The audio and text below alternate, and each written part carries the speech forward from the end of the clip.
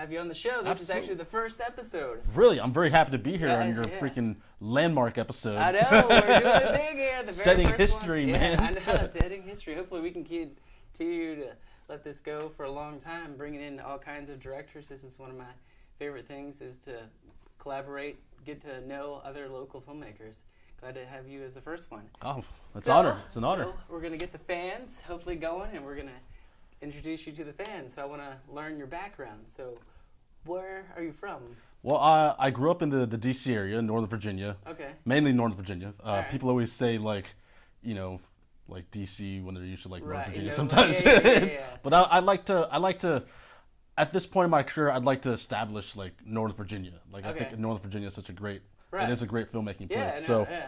So I'm from Northern Virginia. Okay. And I grew up in Northern Virginia. Okay. I started making movies in Northern Virginia. Okay. I feel like I might have a unique background where one of the things I wanted to be was a comic book artist, a comic book creator. Oh, okay. Nice. And through that, just like when you're growing up in second grade and you're trying to draw and you're like, I'm not good enough to draw or to be comic book level, then you're like, okay, what's next? And then years later I was like into photography, because I was like, well, I can't draw, so I might as well do photography. That seems a lot easier. Right, okay. And then I felt like at that point I was like, oh, photography's cool and all, but there must be more to this, because with the comics and all, I wanted to tell stories, and with photography I was like, well, I can tell stories, but like I know there must be more. Yeah. And then that's when filmmaking came in. I started discovering filmmaking in a weird way of basically pro wrestling, because I was really into pro wrestling, and I got into backyard wrestling was a really big thing back then. So I started thinking like, of course this is scripted and I can get into this and tell stories that way.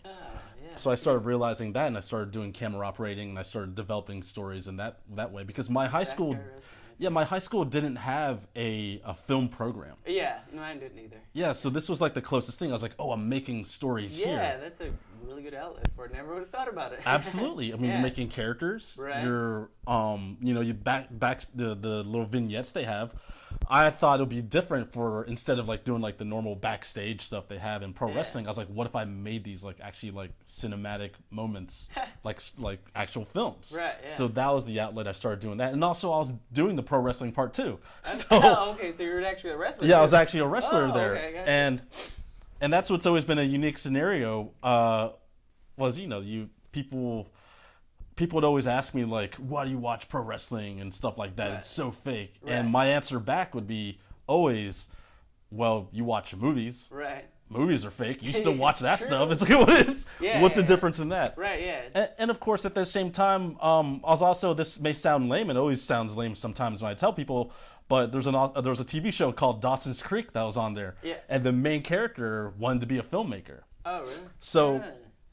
So before that, I actually didn't even know that was like the world of filmmaking like that. I didn't even know that was an option until I saw that show and I saw him like, oh, that's how you actually make movies? Because that was happening at the same time. So I had that sort of like Dawson mindset. Dawson's Creek. So it's really of all places, okay. That's the way to get into it. So I started like making movies on the side and doing the pro wrestling stuff. And then after that, I started working for a company on Fairfax. Okay. Doing like commercials and doing events and stuff like that. All right, how old were you when you were doing that? At that point, I think I probably was like 17 or 18 at that point. Nice. And because it was part of like the academy, they had like an academy, and then you would work in real life. Okay. And so from that, we would take the equipment and we would make our own stuff, and then also we'd work, we'd work the jobs at the same time. That outlet. Yeah, right. It also was unique because no one was telling us how to use the equipment, so we had to learn what this. Well, I guess technically that's what the class is, but they had. There's always that point in the class where they're like, "Okay, see that button? Don't use that. Don't click that button." And of course, that's the first thing we did.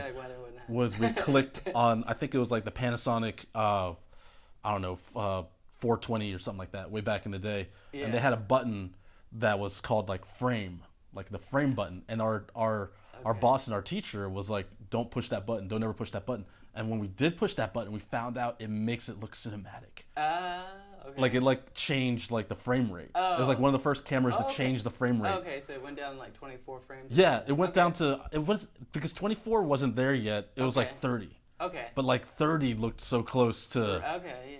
Because at that point they didn't have like the DVX and the Panasonic like the 24p cameras yet. Yeah. And so. Yeah. It was so a little while ago. Yeah, it was a while. That was a while ago. So then after that. I decided to go to like I was already working, and I think there's a certain point where, like, when all your friends like leave to go to college, and you're still stuck, like you're working, you're doing your thing, but then you're like, am I missing something? Yeah, I did too. I went to college like off campus later. Yeah, on campus later. Yeah. And that was what was weird for me. So I went back and I started. I didn't go back, but I was like, maybe I should go to college, and I decided to go to VCU. Yeah, I saw that. Yeah. I was gonna ask you about that. And they didn't have like really at that point. They didn't really have a full film program. It was like a mixture of photo and film. What year was that? That was like 2003. Okay, so you and I are actually right about the same age. Yeah. Okay. And it's what's crazy is like that's like those. It was a unique time. They didn't really have a fully developed film program yet, and like, just a shot in the dark. I went in, and only 3 people got accepted, and I was one of those 3. Dang. This was like as a transfer in. Okay. I never like it's not a secret. I never took the SATs. Yeah. I didn't really have a plan to do that. Jeez. Okay. Like I literally was like, I'm gonna be a filmmaker. Yeah. Like in high school, but like I didn't really know what that actually like entailed. Okay. I was like, I'm gonna work, but then I was like, maybe I should go to film school and then see what this process is all about. Right. And then through those years, it was one of those scenarios where it was like I felt like I was doing more like as I guess already as a professional, and when I go into the academic, I'm like, oh, we're not really doing anything because now we're watching films, and like instead of like doing like making films. So I'm so used to doing production, and then now we're like into the theory part. Right. Yeah. I see. They had that. I went to Radford, and they had that class. I didn't take it, but my friend did, and he told me all about theory and everything like that. Yeah. I watched the movies with them. They've been watched. Yeah. See, but that's the thing is like when we go into like a film school, you're like the first week you're gonna make a movie, but no, that's not how it was. You're just gonna watch a movie. Right. And I'm like, I already just watched this movie. We're already. This is what we do. We already make these movies. So, but through VCU. What's unique is that like since we didn't feel like we were having the academic or we weren't making the movies we wanted to, we started our own film festival called Project Resolution. And I jumped aboard like but like a few months after it already started. I saw it and I was like, this is great, let me help out and do that.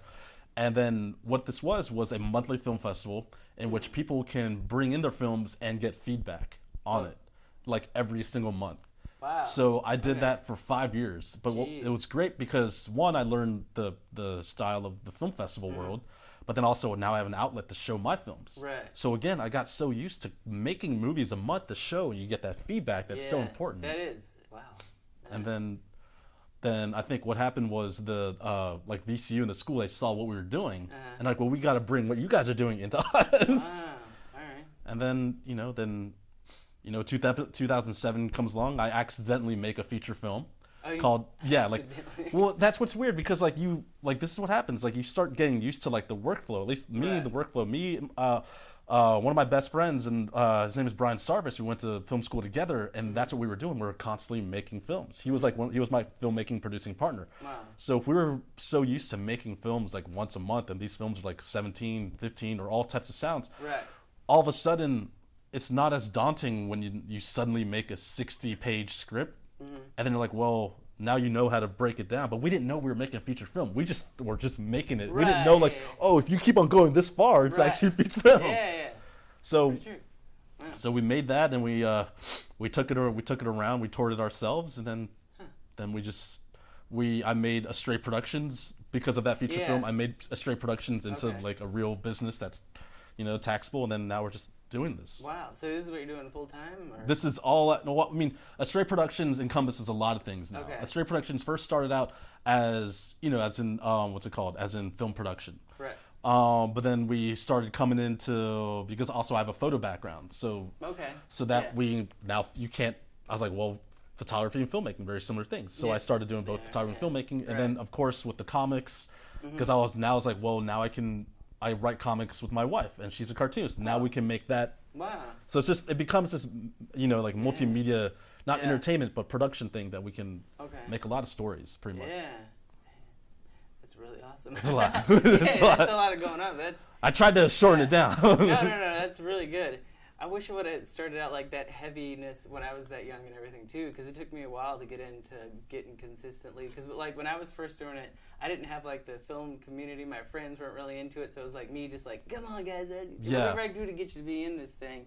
And then once I finally started finding people, then it just started getting consistently. And that's what's interesting is like filmmaking literally is. It's like you could do it by yourself. A lot of filmmakers have, like, especially even in college, like filmmakers will just film themselves and they're making movies that way. Right, yeah. But you're always in your you're always and that's what's amazing about, like, in college, you're like you know the friends are using the same locations, like the same apartment, the same street, and just telling their own different story.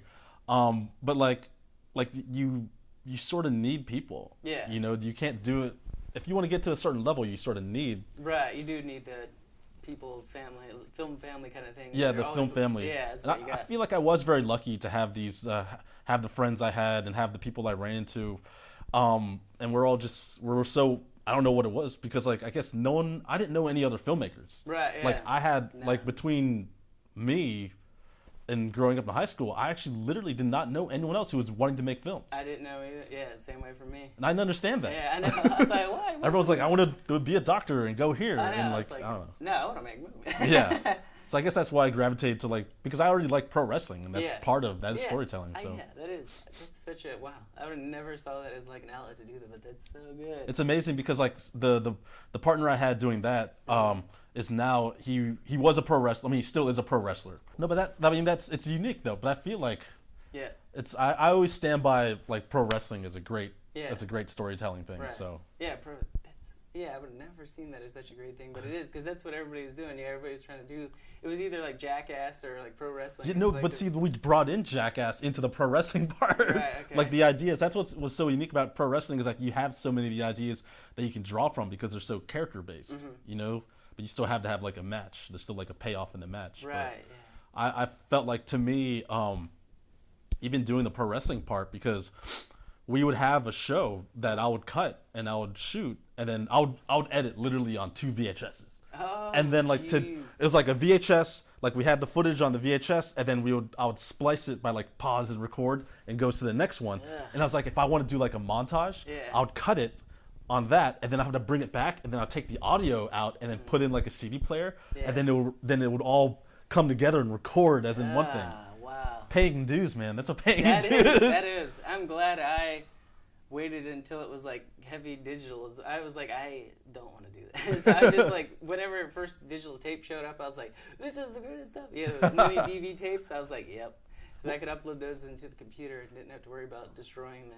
See, I took that to the next level because we were so used to like, because in the pro wrestling world, you have to do it like in one take. Yeah. Or like the matches are usually like in one take. Right. So I was so used to already doing like oneers. Yeah. Okay. Like just single takes. Mm-hmm. So I got so used to like, I don't want to cut. Can we just do it in one take? Right. That's one of my favorite shots, is the long one take for when I'm doing a scene. I love the work the camera around it. Oh, absolutely. Yeah. I'm a big believer that like when you have a cut, that's like reminding the audience that you're like in a film. Right. You know what I mean? Well, yeah, it's true. Because when I was watching, at least for me, one of my favorite filmmakers is Alfonso Cuarón. Right now, he just came out with Roma. Oh, the one that it's on Netflix. Yeah, and like, you know, he's known for like these single long takes, and also like, you know, like Children of Men. And that had so many awesome one takes, but like what's so amazing is like when there's no cut, you're like stuck. Right. Like, you can't, like, the audience is like stuck. You can't. You don't want to look away. And you can't look away. Yeah. And there's so many of these beautiful and brutal things happening. Right. I always like strived to reach that level. Yeah. Mm-hmm. So what are you working on right now? What's the big thing at your company going on? Well, in 2008, I put out a mission that I was going to make a short film every single month of the year in 2008. And I like to say that we did succeed in that. Okay. And it was not easy. Yeah, but it's not. But the goal, because we did that in 2013. And but I felt like I sort of shortchanged myself because I took little shortcuts and I made some things that weren't like planned to be like a short film. Right. This in 2018, these were more set out, like these are full scripts, these are cast, these are put together to be made into like full films. Okay. And so yeah, so we made 12 films, 12 short films, all different types of films. Right. Yeah. And right now my plan in 2019 is to not do that. Okay. Yeah. Okay. Yeah. Not that I didn't dislike doing that, No. but I felt like there's not that it suffered, but I felt like what I want to do in 2019 now, because in 2018 the scripts weren't there yet. It would be like, okay, this month we're gonna write a script, right. We're gonna produce it and do it in 1 month. Okay. But this time in 2019, I want to have the scripts ready, and then we're gonna plan to do 6 short films, 6 or 5, and then put them out, and then make them, as opposed to like having the time limit of a month. Okay.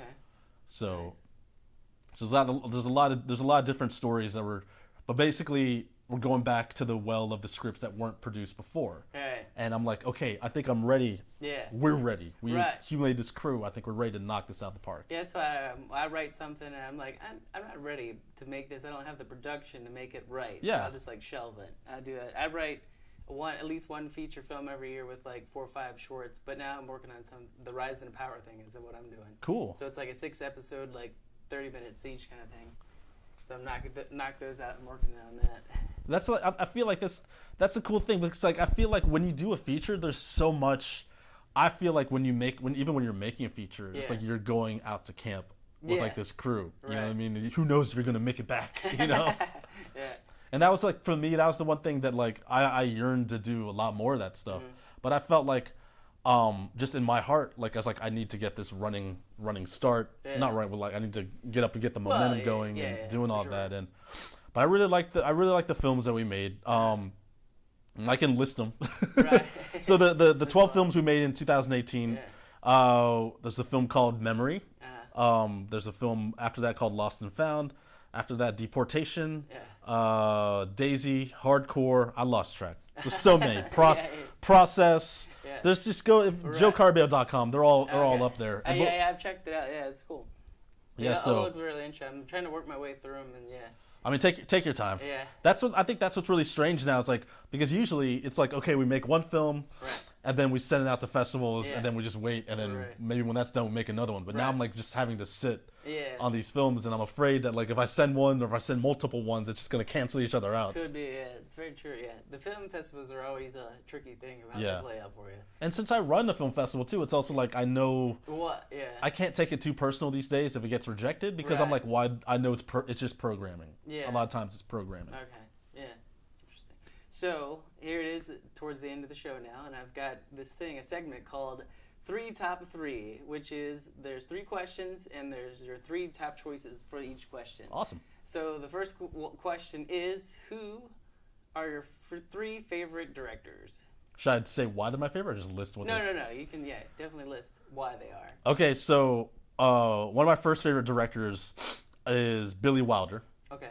And Billy Wilder was one of the main reasons why I realized that I should be a filmmaker. Okay. When I saw one of his films, I realized like that's what I want to make, that type of world, because also like Billy Wilder influenced Cameron Crowe and like Almost Famous, and you try to track him reverse. Right. You track the director, what influenced them, what influenced them, and I loved Billy Wilder's ability to to create characters, and this sort of like, I always described him as what's the director that did like those classic like Mr. Dean Goes to Hollywood or not, or those movies. Oh, okay. Francis Capra. Okay, yeah. I thought he was the twisted dark version of Francis Capra, and his dialogue and Billy Wilder's dialogue is so sharp, and his characters are so sharp, and just like the angles in which, so he's always been one of my top directors. And also the era in which he came in, I'd never thought like you can get such a sharp filmmaker at that time, because he did like Sunset Boulevard, he did Sabrina, he did Some Like It Hot, so he worked with the dude that worked with Audrey Hepburn. Yeah, those are all good. On The Apartment, he worked with Shirley MacLaine, Marilyn Monroe. He saw that they were great, and then made them like iconic. Right. And I've always wanted to do that. I've always felt like I want to be that talent scout to be able to make something even grander. Oh yeah, for sure. And after that, Martin Scorsese. Scorsese, like for me, again, a guy who's the master of the oneer. Yeah. But I feel like when I watch his movies, I always feel like, dude, that guy has some balls, man. He just took it, like, I don't know. There's Scorsese films have this fire about them. Like, there's this ferocity about them. Like, you watch, like in The Departed, when you see DiCaprio's character, like, punch that dude, like in the convenience store, and just and break his, actually, like, hurt his hand. And you see those moments, even like in Wolf of Wall Street, like just the intensity he gets these characters. Like his movies have such a fire that, like, you know, that's something that I want to grab, and I just, like, respect that, and I love that, and his ability of storytelling in different genres. And so Scorsese again, and probably if I were to name my number one, it is the Coen brothers. Oh, the Coen brothers, I love everything about what the Coen brothers do. Okay. And I love how they make movies. Because even, like, there's like a Hollywood aesthetic of, like, we need to act Hollywood. Right. These guys make these amazingly beautiful, like, outwardly, these mythological movies outside the system, and it feels like they play in different rules. Yeah, they do. And I like every one of those movies. It's just so inspiring. Like right now, Buster Scruggs just came out. Yeah, I just watched that one. I freaking love Buster Scruggs. But also, there's, like, something for everyone. In Buster Scruggs. Yeah, there is quite a few different ways each segment feels. Yeah. Each little vignette kind of thing. So literally, so like Billy Wilder, Martin Scorsese, and the Coen brothers. Yeah. That would be my top three. Nice. All right, so the next top three top three favorite movies. Sweet. Top three favorite movies. So I guess my number 3 favorite movie would be a Coen brothers movie called The Hudsucker Proxy. It's amazing. Well, it's strange because Coen brothers have so many amazing movies, from like Oh Brother or Inside Llewyn Davis and all these, like, amazing movies. But, like, I have a warm spot for that movie because probably my earliest memory of watching a movie or remembering a movie was The Hudsucker Proxy. And you gotta check that out. Yeah. It's almost a very classic. It's a classic, like, Hollywood ending type of storytelling from the Coen brothers. But I have that in there because, you know, I have a soft spot for it. It also takes place on New Year's Eve, and I have a thing about New Year's Eve. And I don't know, it's about this character that comes from nothing and makes his way up to the top of a company. It's like basically how does a man who started in the mailroom becomes the head of the company. It's like that type of story, and what's his journey. Right. And I don't know, I just love the Hudsucker Proxy, and there's a classic to it. You know. I mean, if you haven't seen it, you gotta definitely see it. Yeah, it's definitely on my list now. I can't say that it might be your favorite, but, like, because that was, like, I guess their 4th film. Okay. But also the first film they did, like, in their in the studio system, I guess, or the only one the biggest budget film. Okay. And it made no money. Okay. Because it's just like Coen Brothers movies is sort of like a hard pitch for, like, the normal audience. Yeah, it is. Those are.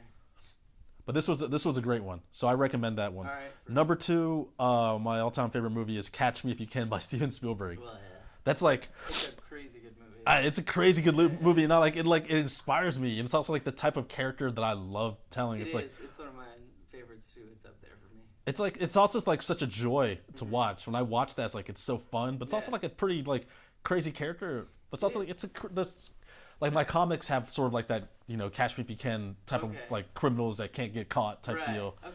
And Catch Me If You Can, I have great memories towards that movie too.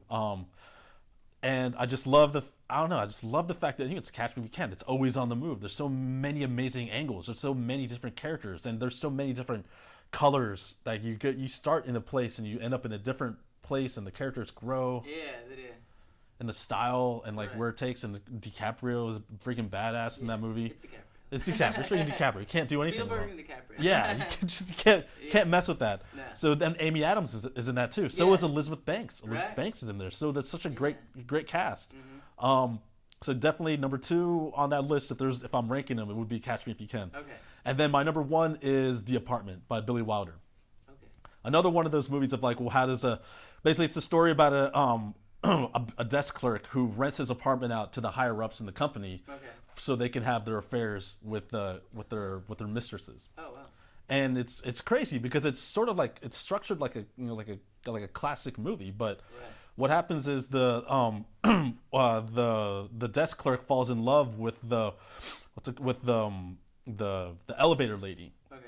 the one that then the elevator lady ends up being one of the mistresses that's crashing at his house. Okay. Or that, they do the business at his apartment. Yeah, I gotcha. So they, you get the drama of sorting that out. But there's such like a great, like a big heart in that movie. Mm-hmm.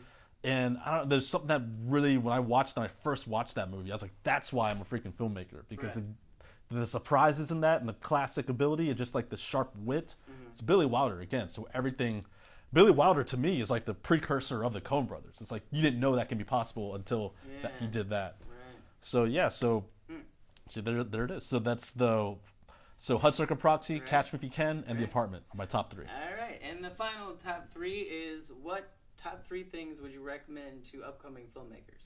The top 3 things I can recommend for upcoming filmmakers. I guess number 3. So the number 3 thing I would say is really surround yourself with good people that you can trust, and that that you can build a camaraderie with. Because if there's one thing I learned is that like you can't make movies by yourself. No. And there'll be those things where if they need help them out, and hopefully they'll help you out, because those things matter in the long run. Because at the end of the day, nothing's worse than working on a film with people you don't want to work on. You know what I mean? Yeah. So find the people that you believe in, and you nourish that development and make great things together. Then you can build that community that way. Number 2, I would say learn to tell the story that you want to tell, because not all it's a tough thing to say, but like look inside and be like, what type of story do you want to tell? Because you don't want to. We've all been to the Red Box, and we've all seen the Netflix of movies that are just rehashes of like you're like that just looks like it's like Guardians of the Universe. Like, okay, that's just Guardians of the Galaxy, but some other thing, you know what I mean? Yeah. So it's like find your story and find what you make. Right. Because I've always it took me a while to realize what type of story I tell, and I realize the type of story I tell now is I tell stories about invisible people. Okay. And that encompasses a lot of things. It's like people you don't see, or the underdog, like people that are ignored. Like I try to figure out what is the story that you tell, and then nourish that, and then find the director find how you tell that story. Right. And then number 1 is honesty. Honesty. Okay. I think the number 1 thing to be is you got to be honest. Right. And I think because we're in a world we're freaking liars, man. Let's be honest. We're liars. We're making this make-believe stuff, and we're selling it to people saying it's like the greatest thing on the planet. It's like, come on, really? Is this really? It's like, are we saving lives? Right. No, I don't know. So like that honesty, I think really connects with people. Yeah. If you're again with the why are you making this movie? Be honest. Why are we making this movie? Right. When you're doing an edit, sometimes they say like you're chopping limbs off, or you're killing your own children. Let's be honest. Do we need that scene? I know it costed that much. I know. It's also that part when you're casting someone. You're like, well, I know she's hot and all, but let's be honest. Can she act? Yeah. It's like that. I've run into that too. Yeah. It's also like, okay, this is how much we have to do in our day. Right. Can we do it? Let's be honest. Can we do it? But also it goes the other way. It's like, okay, let's be honest. I think I can get this done in 3 weeks. I think So honesty is an important part. But you don't have a person doesn't have to be like, I'm telling the truth about everything, but just like honest. What type of story are you trying to make? I think that helps, and I think that's what I wanted people to tell me. That I feel like it's great for people to know, like, okay, I can trust that person. Yeah. All right. There you go. Thank you. Thank you for being on the show. Absolutely. Thank you, James. You can check us out next time, and thank you again. Absolutely. If you like what you saw, subscribe and hit the bell to get updates.